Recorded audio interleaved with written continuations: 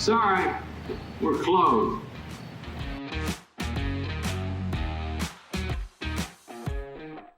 Welcome back, Sean. Thank you for welcoming me. Anytime. Welcome back to our listeners, our lovely listeners. Diving right in here, Sean. Okay. I've been seeing a lot, and this is the social media era. We're all on social. We're all doing these things.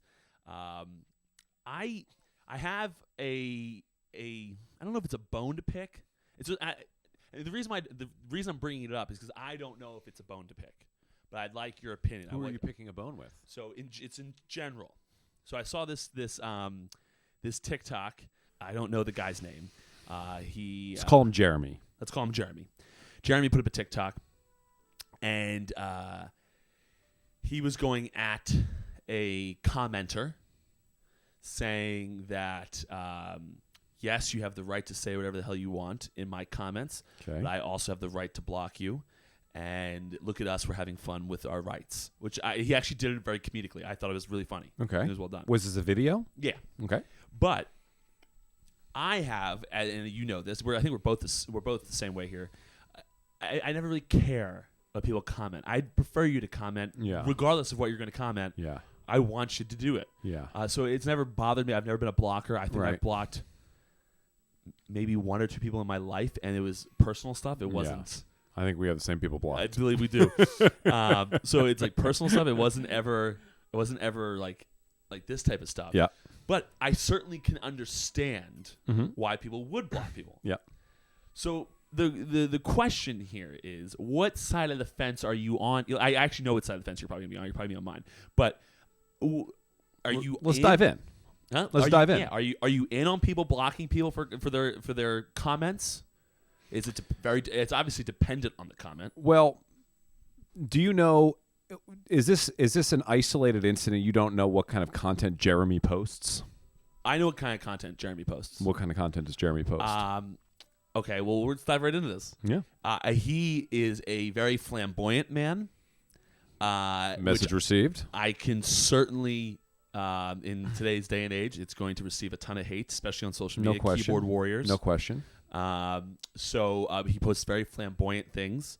I don't know the comment that he is referring Is he just a social media guy, just out here posting stuff, or is he low key like running some sort of influencer business?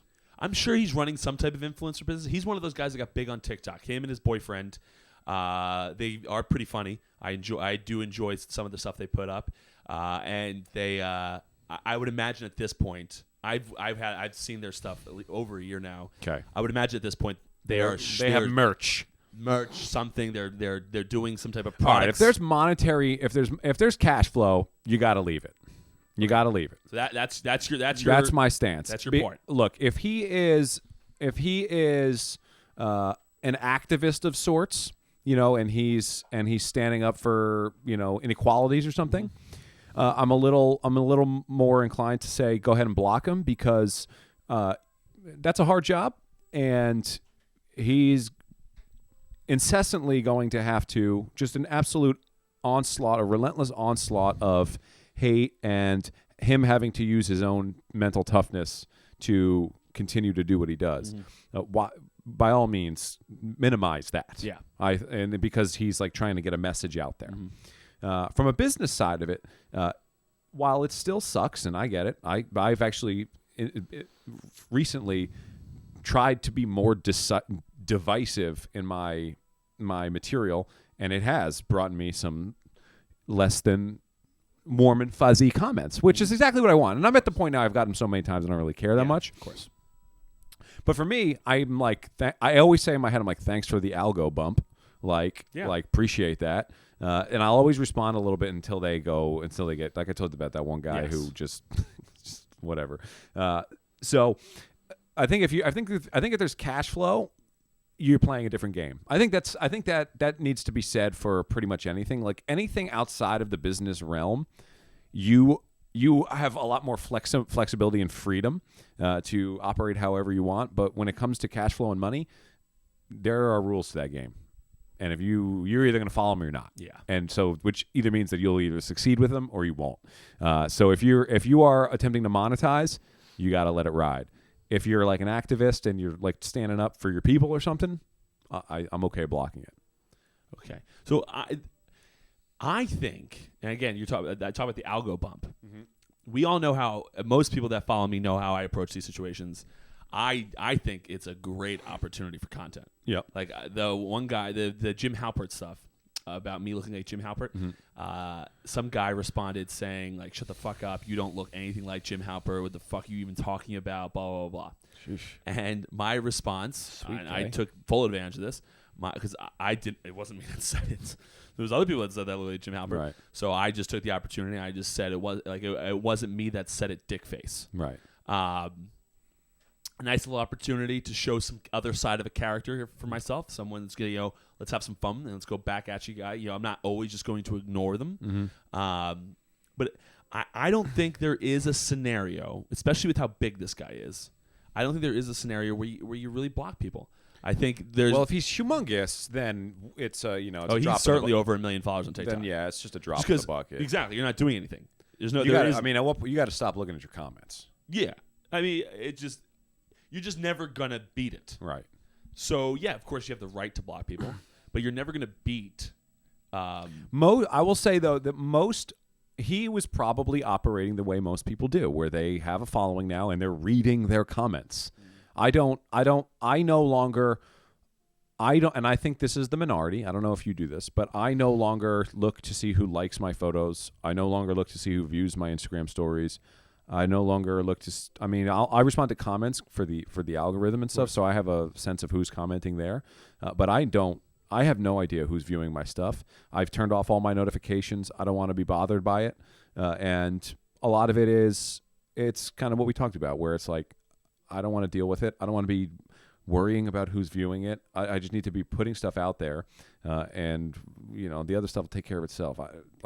But most people aren't doing that. Most people are checking, they're refreshing, and they want to see how many likes they got, and they want to see how many, who's commenting, who's viewing their Instagram stories, and things like that. People are looking at that, and I think that is the majority, right? Yeah. And I don't think that lends itself to a pleasant social media experience, especially if you're trying to get followers, and especially if you are in that community, because that's. You're going to get hate. You're going to get hate pretty much in any community you're in, specifically, everyone in, it's like, especially in social media, it's like a free for all to make fun of people. It's unbelievable. It's unbelievable.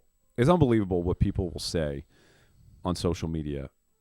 And I'm sure they would never say it to your face. No, but there's some certain people that will. I've had people come up to me at the bar before and just say, like, I think they're joking, and then they're not. And like, luckily it's my own bar, so I typically can just throw you out of the bar. But that's crazy. Yeah, it's you. Everyone, these. I'm trying to think of the word I'm looking for here. It's like these beer muscle guys that want to think that they're cool. And I've seen Pat. I went up there and talked shit to him. Okay, but that's your claim to fame, that you went and talked shit to a guy that everyone knows at the bar. Yeah, like, all right, sweet life, bud. But yeah, I was just curious about what people's thoughts are on that, because I've never deleted. I don't think I've ever deleted a comment. Actually, when Instagram hides comments, I typically unhide them. I have everything out there. Let's have a conversation. You got to be an open book. If you're going to be on social media, you have to be full. And the other thing is with deleting comments, you're almost like letting the guy get away with it. Well, and you're pin the comment. Yeah, put it on display for people to see what kind of asshole this person is. It's like you're like giving credence to what he's doing. You can't. He's looking for a reaction. If you're going to give it to standard bully have procedure. Standard bully procedure. Moving on, though, from that, I was about to lead this off with our dear friend, but he's by no means a friend. How I Met Your Mother, a phenomenal show that me and you both very much so like and have enjoyed over the years. We're both rewatching it at this point. See? And the narrator, Mr. Bob Saget, has passed. He has perished. Let's hold a moment of silence. For Bob.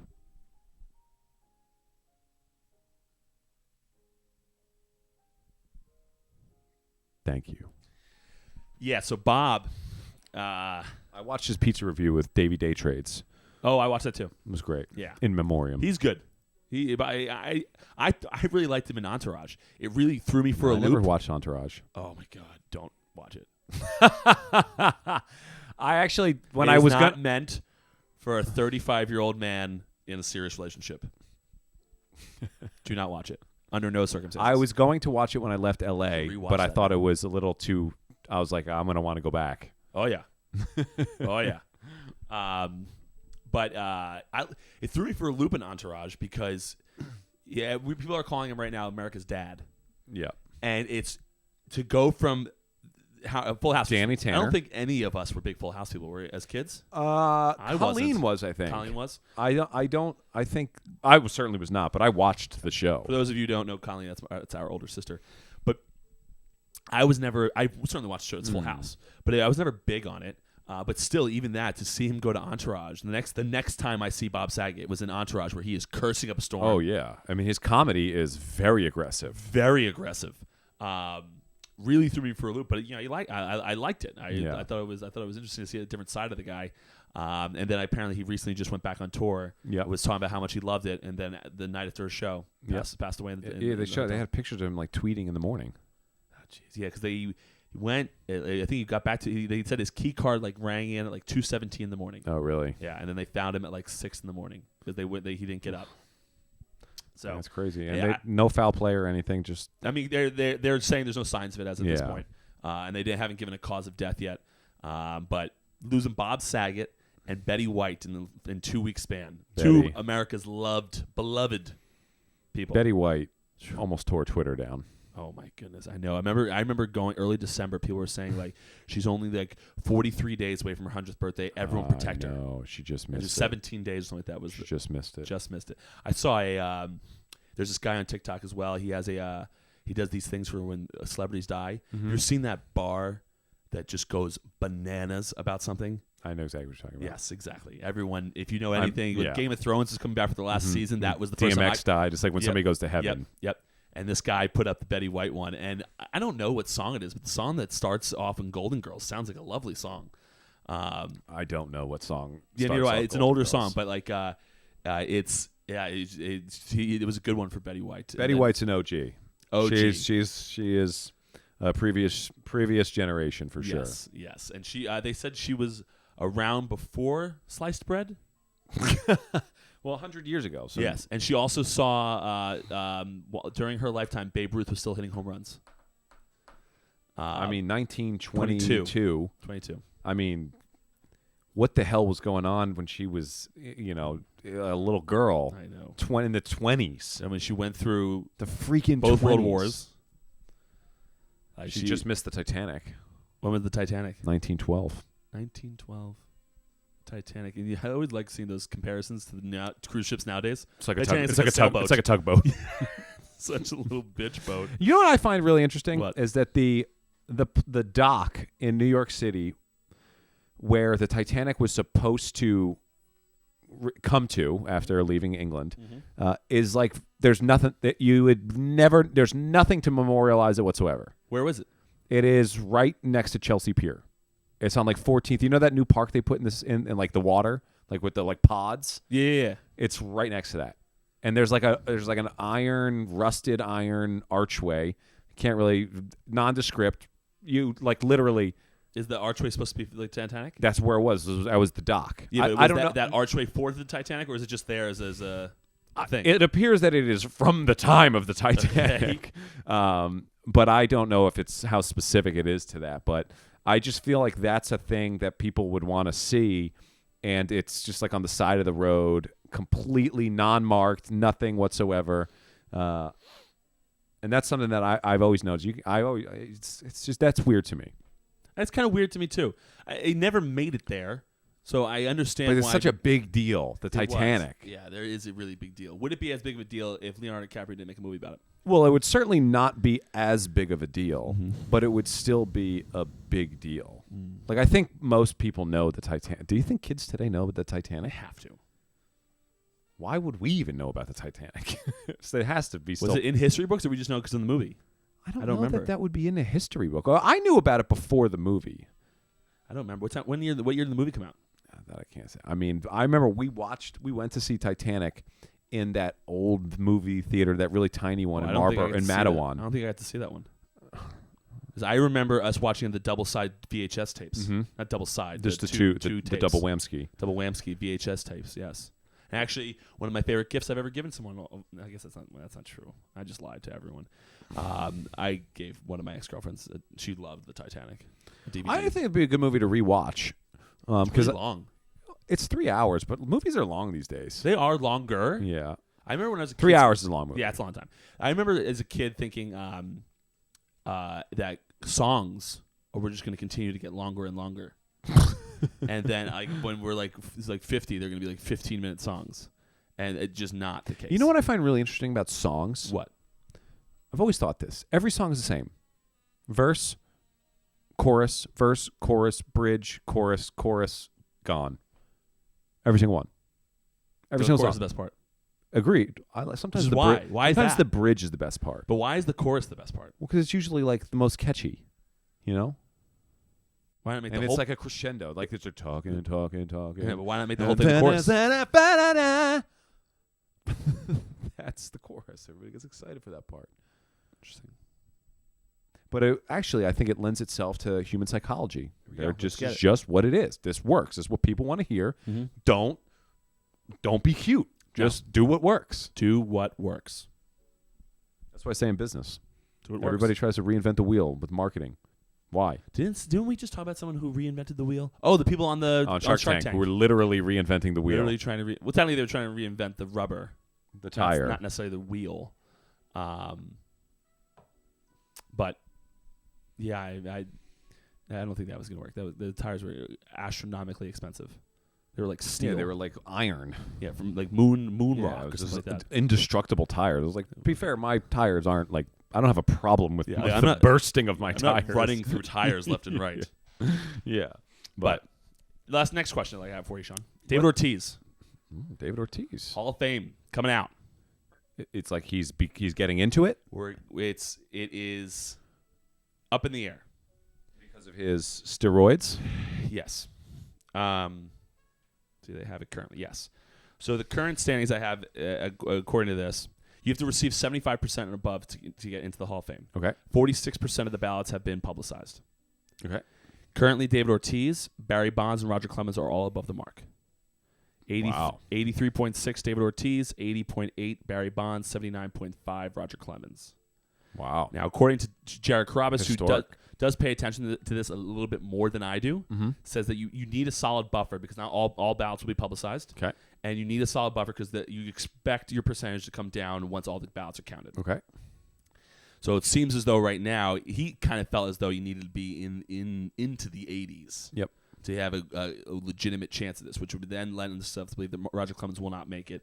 Barry Bonds will be very borderline. David Ortiz seemingly should be in. Okay. What are your thoughts on David Ortiz? Now, there's obviously a lot of layers here. This is very much like Fortnite to me. Okay. In Fortnite, Patrick and I, we play Fortnite with our buddies, and we go absolutely ham-lamma ding-dong with the Rockets, right? Yes. So just so people know, the Fortnite, we play a different version of Fortnite where we go into the playground and it's just 4 people. It's 2v2. We get all gold weapons, and it's just chaos for 2 hours, anxiety for 2 hours. And we get rocket launchers, bazookas, and Patrick's radar gun, and we just blow each other up for 2 hours. But it gets into this this situation where sometimes you misfire the grenade and it blows you up, and then the other person doesn't get the kill, but it's like, you're a kamikaze out here. And then we're all like, well, that should count as a kill, and there's all these layers like, well, what happens if I kill myself and whatever. And I think this is the same thing. There are a lot of layers, and it may not be right, but if you cheat, you don't get in. That's what I think. Let's unpack that a little more, Sean. Okay. This is where I thought you were going with this. Now that you didn't, it helps me because now we can dive into it a little bit. My thing is based off that Fortnite analogy, where me, you, B-Rye, Big Quacky, and Murphman, play. Love Murphman. Great guy. Play in such a way that if the scoreboard says it counted, it counts. Correct.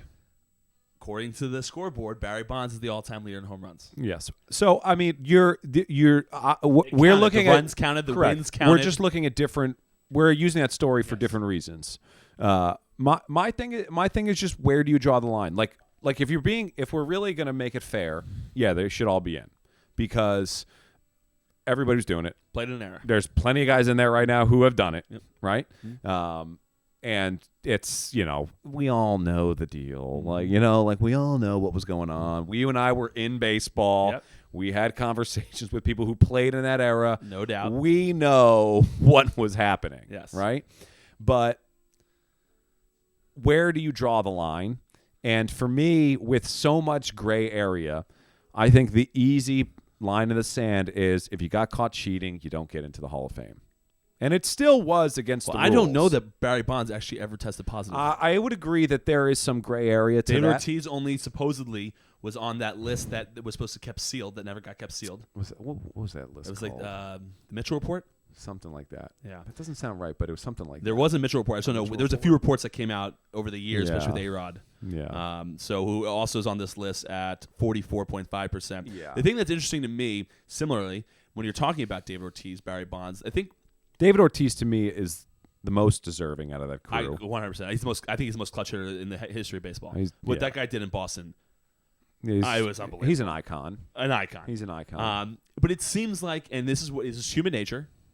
This is why I don't particularly like that reporters are the ones voting. Right. But a lot of times this seems like a popularity contest. Well, of course it is. Kurt Schilling, phenomenal pitcher. We all know why he's being held out of the Hall of Fame or not merely being considered as much as he should be Right. because of his political views and how aggressive he is and how much people don't like him. Mm-hmm. That's not what Baseball Hall of Fame is. But you and I both know. I remember her having a conversation around the dinner table with Mom, and she was like, "I just can't believe that the managers in the big leagues are just as bad as the managers in high school." Yeah. And it's just like you always assume that the next level they're gonna have their act together. They never do. So the Hall of Fame selection process is guaranteed to be just Flawed. like student council. Yeah. It's flawed. It's completely flawed. It always will be flawed. I presume you think that they should be in. I think David Ortiz, Barry Bonds, Roger Clemens should all 100% be in. I don't know how you consider Barry Bonds and you're not in, and how Barry Bonds up at 80.8 and Sammy Sosa's at 26. Like Sammy Sosa is one of the all-time home run leaders too. If you're going to consider one of them, how is this guy not in the consideration? There's flaws here. Alex Rodriguez same way. He's over 600 home runs. How is Barry Bonds being talked about? But Alex Rodriguez and Barry Bonds, yeah, of course, Barry Bonds is one of the best baseball players of all time. Like, not even close. unquestionable. But so is A-Rod. Yes. And it's like you're picking and choosing who you're allowing to break this Well, rule. here's the thing: if they let any of those guys in, it's got to be a full scale avalanche. Yes, but they won't do it. 'Cause No. the reporters think a lot of the reporters have that. Like we had this one guy who I always got a bad vibe from when I was in Boston. Granted, my time in Boston was very short, but I never seemingly liked this guy. Okay. This guy is by name Dan Shaunessey. He is a Boston Globe reporter. I've heard the name. Seems kind of douchey. I don't know. I've never met the man. Okay. But seems kind of douchey. There are 10 Boston Globe reporters that had votes for the Hall of Fame. 9 of them voted for David Ortiz. 1 of them did not. Dan Shaunessey. Okay. In his ballot, he voted for only one single person. It was Jeff Kent. Jeff Kent. Sick mustache on that guy. But this is why these idiots can't have Hall of Fame votes. Well, I would agree. I was actually surprised. The random guy who writes for BlueGoldNews.com for West Virginia, which is like, for the viewers out there who have never heard of that, you rightfully so have never heard of that. It is like a mid-level blog with a message board. Yeah. Guy has a Heisman vote. I'm like, how do you have a Heisman vote? Yeah, supposedly, and so I was actually talking to Jared about this as well. According to how he does it, apparently Major League Baseball, if they determine you a respectable media outlet, they assign you a number of votes, and then certain people, that company can assign. You have like a time frame. Okay, Jared's been working. The 5 years is the cutoff. Once you've been working in the industry for 5 years, you get a Hall of Fame vote from this particular company. So I understand how they're giving it out. But these people are just on their fucking high horses about it. Why would you give it to the media? Why are they the people qualified to? They're saying they pay attention the most because they have to. It's their job. I know, and again, Like that feels like it should be the players. To me, it feels like, and there's a lot of people in the media that I really like and I respect as baseball course. analysts and being able to decipher this stuff. And I don't want to be on my own high horse that if you weren't there, you should be, in my opinion, you should be judged by your peers. And like, of course, there are going to be popularity. It's still be flawed system. Mm-hmm. People are going to vote for their buddies and all that stuff. But you're not telling me that some of these guys that are borderline are not being voted in by people that they always gave me an interview. They were nice to me. That's not Hall of Fame. We know it plays. So and I'm sure there's favors. I'm sure there's Chuck Rhodes is in there. Chuck Rhodes. It's never not going to be a flawed system. There's someone that brought up doing a combo of players and I think there is. I think there is a veterans committee that gets votes as well, which I think there's players. I'm pretty sure. That sounds right. I think there is. But I don't know. It's just like when I see this shit, this Dan Shaunessey shit, where you're voting for Jeff fucking Kent. And you're not voting for David Ortiz. Is he drawing? Is he drawing the line? I don't know what his line is. I don't know. It has to be steroids. Why would you not be there's no other way to. There's no other reason to not vote for all three of those guys. Yeah, I don't know. I really don't know. I think it's a douche move. I don't think you deserve a vote when you do things like that. And I think you're just on your highest. You're on your pedestal. Who else was on the ballot that should have? What's the word when you're on your soapbox up there, just trying to make news? Who else? Was there anybody notable on the ballot that also should have received votes? That was a non-steroid guy, supposedly. Not really. Looking at the list here, there's no one. Jeff Kent doesn't scream Hall of Fame to me. No, he's only got 28.8%. He's not going to make it. But you got Manny Ramirez on there. I don't think he ever tested positive, did he? I think Manny Ramirez tested positive multiple times. Yeah, he might have. You're right. Now that I said that out loud, I think it was like, we're all doing that, aren't we? No. Oh no, sorry. My Did apologies. Billy Wagner test positive? 47. He was a stud. Andrew Jones. I feel like Andrew Jones did. I can't remember. I don't know about him either. The top guys are David Ortiz, Barry Bonds, Roger Clemens, Scott Rowland, Kurt Schilling, Todd Helton, Gary Sheffield, Andrew Jones, Billy Wagner, A-Rod, Manny. Then goes to Jeff Kent, Sammy Sosa. So are they only allowed on the ballot for a certain amount of time? Years? A certain amount of years. You have to wait a certain number of years, and then you have a certain number of years on the ballot. This is Barry Bonds' last year, I believe. Oh, so it's a big one. Mm-hmm. You can get an extension. I don't know how you pull that off. I still stand by when you decide to cheat. Right, and they all did it. I know they all did it, and it was some level of a fair playing ground. But when you decide to cheat, you know what you're doing. Yes, you know what you're doing. There's risks, and if you get busted, you get busted. You pay the consequence. They're paying the consequence. I don't think any of them should be in. Okay, I'm of the differing. I understand risk when you get into baseball when you're taking steroids. To me, it's just when I was playing, steroids are still a part of the game. They're always going to be part of the game. I think that people drawing this arbitrary line of, not arbitrary, but like a line in the sand of, if you get caught, you're done. Like, well, if that's the case, and if Major League Baseball really wanted steroids out of the game, then the guy would be banned from baseball. He wouldn't be able to play again. Yes. They don't want it out of the game. I think they should go back to however they used to test beforehand, which may be none testing. Maybe they should do, like... When I was working in AA, and I had to take a piss test with a guy staring at my Johnson, guy, come on! Like, what are we doing here? Like, that was too much. Yes. You know what I mean? And like and some of these random tests are a little too convenient. Of course. So, I'd like that. I don't really prefer someone to be staring at my penis while I'm taking a piss. I never had a problem. I was able to. I've never no stage fright. I talked to the guy while you want a front and center, my man? Yeah. What do you want to do here? I'll take my pants off. What do you want? It never bothered me. It definitely bothered some guys. Oh, for sure. I heard there were a lot of guys. Stayed for hours, and they would come to the weight room, and they would just be crushing water. Yeah, because they but couldn't you can't crush do too much water because then it's too diluted. I you gotta do the there was pre-workout mix and stuff like that. So they have stuff there things. I don't remember that. I don't remember that. But I remember them. I remember guys getting rattled, and they couldn't play. They couldn't do anything until they did it. The piss test, yes. I was just so. I get it, but it happened a lot. Like we got tested like several times a year. And in the NBA was a little more lenient. Not a lot of steroids going around the NBA. But I just like, come on, like, we're not on a witch hunt here. No, we're not on a witch clearly hunt not. here. And like I said, Major League Baseball clearly doesn't want it out of the game. Right. So if Major League Baseball is taking the stand of, we'll suspend it's them. all PR. It's then PR it's not. money. Then it's not. To me, it's not. Like you have said before that you want it to be full send steroids. I wouldn't be opposed. It would be insane. It would be insane. The only thing I don't like about it is the people. Like, listen, I never needed steroids. I threw 100 miles an hour. That wasn't my problem. Right. So it's hard for me to say, like, okay, some of these guys that might throw like 88, 90 that don't have Greg Maddux control, but are able to sneak into the big leagues for a while. Are they ever really going to do that if if every pitcher in Major League Baseball is throwing 105? Probably not. Do you think you're cool with substance on the ball? Substance on your fingers and your certain hand stuff? substances, yeah. Certain. I don't want you to affect the baseball that much.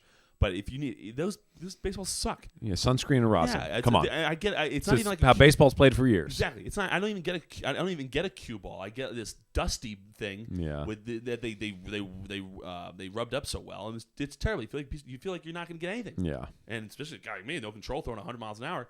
Who knows where this thing's going to go? So no, I didn't particularly. I think that's stupid. That's a witch hunt. I think a lot of the stuff that goes on, I think is kind of. I mean, we know how it all is. It's all politics. It's all eye watch. It's all to make the game look good, but it's not. Nothing's really happening. Yeah. It's stupid stuff. But regardless, I just don't think if baseball doesn't draw the line at that this is a bannable offense, you're gonna get. I think you get 3 strikes before you get. Yeah, something like that. It's like 80 leagues, games first. In the minor leagues, you get a slap on the wrist the first. You go to for a street drug. You got to go to some drug seminar. Oh yeah, I knew that. But it's not a bannable offense. Also, no one talks about how steroids are these huge things. But if you want to do blow in the big leagues, go for it, big guy. That's unbelievable. I was really shocked to find out that in the minors you'll get in trouble for that, but once you get on the 40-man, full send. Go ahead and snort some cocaine, my friend. Full send. Enjoy yourself. Let Full loose send. a little while. You're in the big leagues. Enjoy it. You got the good stuff now. Yeah, exactly. But you take some steroids and make you better at the game of baseball. Yeah. Out on it. That's weird. It's also weird that got negotiated into the contract. Of course. No one's. I mean, I remember talking about the Tim Lincecum rule. Apparently, they got rid of weed, and then he was fucking horrible, and they had to get it back. So again, it's honestly pointless to discuss solely because we're never going to get anywhere. It's all politics, and this is how this game works. Right. Me and you have seen behind the scenes of a lot of this type of stuff, and know exactly. Okay, I know why you're doing this, but it's just I think that there is no good line in the sand because you're going to say, okay, if you get caught, you're fucked. But we're like, you are, sir, taking steroids 100%. I don't know why you haven't get caught. I don't know why you're not a part of the random drug tests. But you're doing just as bad a thing as this guy is. But because this guy was the unlucky son of a bitch with the test, now he's not in the Hall of Fame and you are. I don't think it's a great line in the sand, but I think it's the best we got. I think the best we got is full send. Everyone. I think it's everyone. Well, what are we doing in Fortnite? All the Rockets or none of the Rockets? Exactly. I think everyone in. Those are the only two options. Open the floodgates. Let them all in. I have no. Give them a special wing of the Cooperstown Hall of Fame. I'm okay with that. If you want to say this was the steroid era, I'm okay with that. That's an interesting. The performance enhancement era. The performance enhancement era. The problem is with that. Again, we could argue about this too. Is because we're still in the performance enhancement era. How many times in minor league baseball did all of a sudden you have to hand out pamphlets to the players because some new drug that someone tested for is now illegal? You can't take this horse steroid anymore, guys. Sing wildly, mele hip ha ha. I remember one time we had this kid. I think he was from like Venezuela or something, and he was incredibly jacked. And we were at a weight room, Road City, and he was doing push-ups, and I was like, he couldn't do push-ups, and I'm looking at him like, how do you look like that and you can't I understand now. I understand now. It is. It's I think you just let them all in. You let them all in. This is the game you played. You guys were the ones monitoring this shit. You let it happen. You continuing to let it happen. Let I wonder how many people on the governing body were players during the steroid era. That would be an I interesting. mean, all the players that all the former players that are on the Players Association are all. But do we know if the MLBPA is in favor of them being in or not? They probably want them. Oh, in. I don't know. They probably would want. I don't them know in. that any of those guys were Hall of Fame guys anyway. Because I remember Tony Clark's the head guy. I don't think he's a Hall of Fame guy. Yeah, but he might have been. He might have been in the era. He was certainly in the era. Yeah. He's also an enormous man. Oh, really? Yeah, He's not like jacked, but I mean like. He's meaty. He's a big fella. Certainly a big fella. So I don't know. I think you should let them all in. I think it's stupid that everyone's doing this. I think Dan Shaunessey can suck it. Like that's so stupid to me. Jeff Kent. Yeah, but but a lot of these guys, those media Who are type, you? these media type of guys, everybody does this, where they latch on to their form of significance, and then they hold it to this high esteem, and he's definitely doing that. Yeah, I think it's stupid. It makes me like I want to say insults to him. But I can't because I'll also be insulting people I like because I'll be talking about media people. Yeah. And I don't want to do that. But he deserves insults for the things he's doing, in my opinion. I feel like you don't know that Jeff Kent didn't take steroids. If that's your line, you don't know that. Guy's got a great mustache. I don't remember his mustache. He had a great mustache. But I take your word for it. You don't say that often about people. Your mustache compliments are few and far between, which means that this must have been a premier mustache. He had a premier mustache. Yeah. But I don't know. I'm over it. And that's all I got for you, Sean. What else is going on, Patrick? The only thing else I saw going on today there was a little bit of an altercation in the Barstool headquarters office today. An altercation? Altercation. There's one gentleman that works for Barstool who seems to be a bit of a hothead. Okay. I've interacted with the guy several times. Nothing but absolutely pleasant. Really, honestly, really nice guy. Is he a popular fellow that I would know? No, not you would know. You don't follow Barstool enough. But he's popular. This guy by the name of Rico Bosco. But very nice guy. I think he's a Staten Island fireman. Okay. But yeah, I've had nothing but pleasant experiences. And there was a fight. Not like a real one. Verbal Apparently altercation? he threw a full high noon can at this gentleman. It missed him, but it was thrown quite aggressively. Was this documented on the It's the interweb? It's on Dave Portnoy's Instagram story. Oh, he loves that. Yeah. He's electric. Oh yeah, he showed the thing, and then at the end he made his decision on punishment. What was it? He suspended Rico for maybe a month or something like that. No Barstool activities, which is tough timing because if he was supposed to go to the Super Bowl, that's kind of sucky. But yeah, I don't know. It seems. I've never had an issue with Rico. I don't think I've ever met him in person. He's Twitter DM'd me before. I think he was coming out to the bar now. Right. But he's no Glenny Balls. He's no Glenny Balls. But I will say every Barstool guy I hang out with absolutely loves the guy. So I don't know. And the guy he got an altercation with, I have never met. So I don't know anything about him. He seemed calm on the Instagram story, but that's all I know. But other than that, I got fucking nothing. Nothing. I'm going to the Super Bowl. Hopefully get some because now I'm a CAA agent or CAA client, hoping that we can get some celebrity parties, and then go live for them, and then be thrown out of the party. This might be a phones in a basket situation. Yeah, I don't know, but yeah, I mean that is the celebrity hotbed out there. It certainly is, and I'm sure the Super Bowl being in LA will attract Where many. is it at the new? It's got to be the brand new stadium. It's got to be. There's no other stadium out there. Well, there is. There's the LA Memorial Coliseum, the OG where they held the Olympics. Okay, it's right by Staples Center. No. I don't know. There's no way it's not at the brand new joint. Was it SoFi? Yeah. No, it's certainly their $3 billion stadium is probably hosting the Super Bowl. Yes, I'm saying Beverly Hills, a few blocks from Rodeo Drive, Sean, where they're shopping, and for things that are very reasonably priced. Do you think they have? Do you think they have a Cumberland Farms on Rodeo Drive? No. Cumberland Farms, is that national?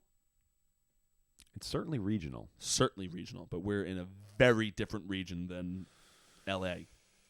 Rodeo Drive. So we just kind of assume that's going to be like Gucci and Louis. I would imagine. I was looking up Louis Vuitton travel bags. It's very expensive. Outrageous. Very expensive. I want to get I want to graduate. I'd like to graduate from backpack Sean into leather duffel Sean. I want to be leather duffel Sean. Went to leather duffel from that golf outing. They gave us a leather duffel, and I've never turned back. All the NBA players had Louis Vuitton or Gucci backpacks. That was like what they would all bring to shoot around. Same with the most of the Latin guys in baseball. That was the thing. I've never done it for me. To me, that's just like, look, I got a lot of money, And I'm spending it. I'm just not getting a Jansport. Yes.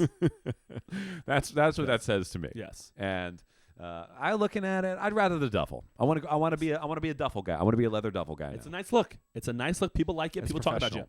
People will be talking. Talking. They'll be snickering behind my back. Yeah, I think the graduation to the leather duffel is you're in your mid-30s now.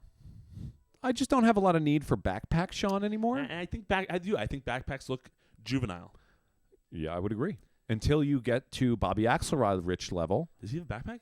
No, What does it say? not to my knowledge. But when you get to a certain point where you can start doing those things again, and it's cool. Like when Mark Cuban wears Jordans on Shark Tank. Yes, It's cool now. And supposedly. But if Damon John does that, I don't want to see it. Get out of here. Supposedly now also like Dave Portnoy is claiming that he's the head of this. There's a bunch of celebrities doing out in L.A. too, where they're doing the headphones with the wires again.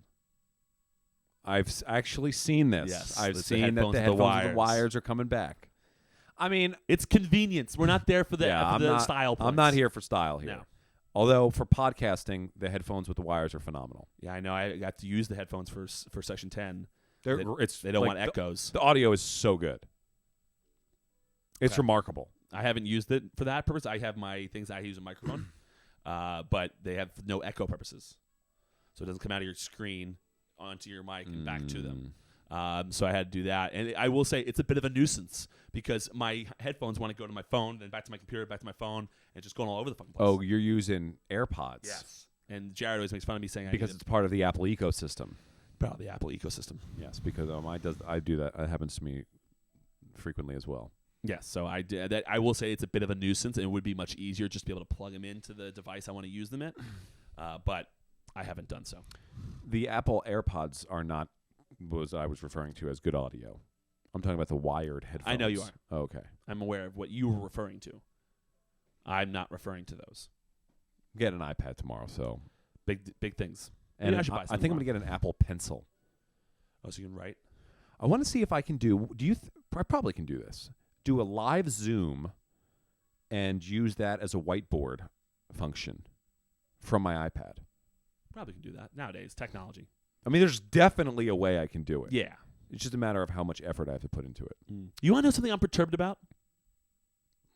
I honestly couldn't care less, but you can tell me since we're I'm a little perturbed that according to my flight out to L.A. and back, I am not on a bed.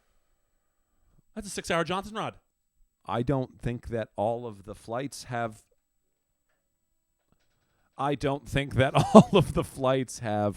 beds on them. I'm perturbed by that. It's a 6-hour Johnson rod. I should be able to lay back. I don't be sitting vertical for 6 hours. What am I, some sort of vagabond? Yeah. I paid. What, do I get extra leg room? I paid to be in this damn thing. Well, you didn't pay enough. There was no other options. Well, you're on American, so that was problem number one. Well, yeah, I know. United is the only one. United's the only one that I know for sure yeah, does it. Yeah. Yeah. Well, there wasn't really. I booked too late. That's my MO. I always book things too late. So maybe I'll book the Derby. I've never done first class on a Rego plane. What's a Rego? Like just like what regular people travel. I have done it several times, and it's very dependent on the plane. It just seems it's a little more spacious. You get a meal, free drinks. I was telling Mom last night. She was asking me about like the first class versus NBA charter experience, and I was telling her that my good buddy Timofey Mozgov is physically incapable of sitting in regular plane seats. He has to fly private or at least like a lay flat. Yeah. He's enormous. He is. He's 7'1". Yeah. Yeah. He's enormous. Yeah. No. Yeah, I mean, you can't compare private planes in NBA and Major League Baseball. What was your favorite part of flying in the big leagues? The meal, probably. What kind of food did you have on there? Oh, it was magnificent. I might as well have been in Ruth's Chris Steakhouse. They were. So ours were catered. Every flight we had was catered by Whole Foods. Oh, we didn't have that. We had like steaks. We had steaks. Oh, it might have been like Whole Foods steaks. Yeah. I don't really know. I don't know where they're getting the steaks from. But you just had a menu. I remember one time we were getting on a plane from Atlanta, flying back to LA, and we always get we get on the plane and they have a menu at our seat. Like I sat at like a table, and on the thing it said like filet mignon, and it was like I don't know, like a chicken sandwich or something like that on the menu, and I was like, are you kidding me? They have filet on that. But I was famished. I was so hungry. And I said to the flight attendant, she comes over, she's like, what can I get for you? And I was like, I really want the filet, but I'm so hungry. Like, how big is the filet? And she goes, oh, I'll just bring you 3 or 4. And I go, okay. Yes, please. And she brought out, and I loved like eating out of real silverware. Yep. I loved having a coffee cup where it was like an actual mug. Oh yeah. And I love they give you the little salt and pepper shakers. Mm-hmm. But maybe the best of all, I'm assuming they did it for you guys as well. When they come out with the hot towels. Oh yeah, baby. And did you get hot cookies? I was in charge of the. I was in charge. You allow them to have cookies, Sean? No, there were cookies. Here was the They rule. were Swaggy P was running rampant with fried chicken after games. You wouldn't let him have cookies? Wow, coming out with that. He was he not? Did you not say he was always ordering fast food for the team? Well, no, it wasn't him. It was Lou Williams, best basketball player ever. I was in charge of all the meals for like ordering post game and stuff like that. And one time in Minnesota, I put together, I'm the strength coach. I'm going to put together something reasonably healthy. And I put it all out. And Timmy, he comes and looks and he's like, oh my God, what did you order? And I go, like this. And he's like, nobody's going to eat this. It's like all the vegetables.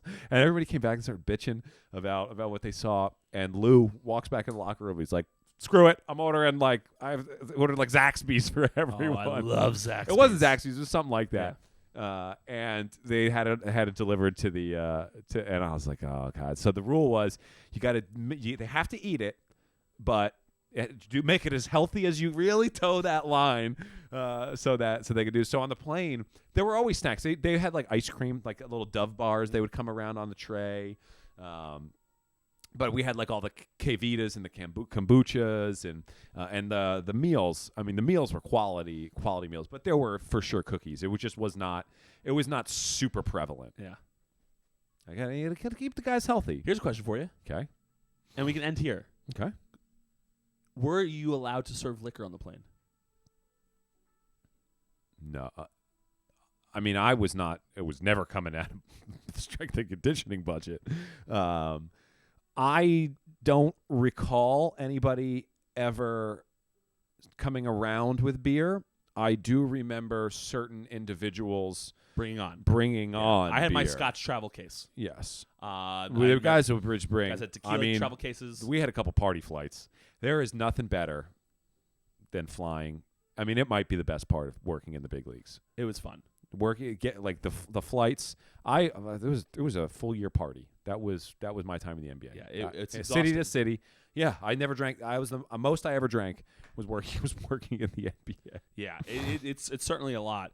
I remember a rule, so I'm trying to remember because I remember bringing my Scotch carrying case on to have a drink with my meal. I remember specifically there was definitely no liquor allowed on the flight home because everyone was driving. Mm-hmm. That was not a thing.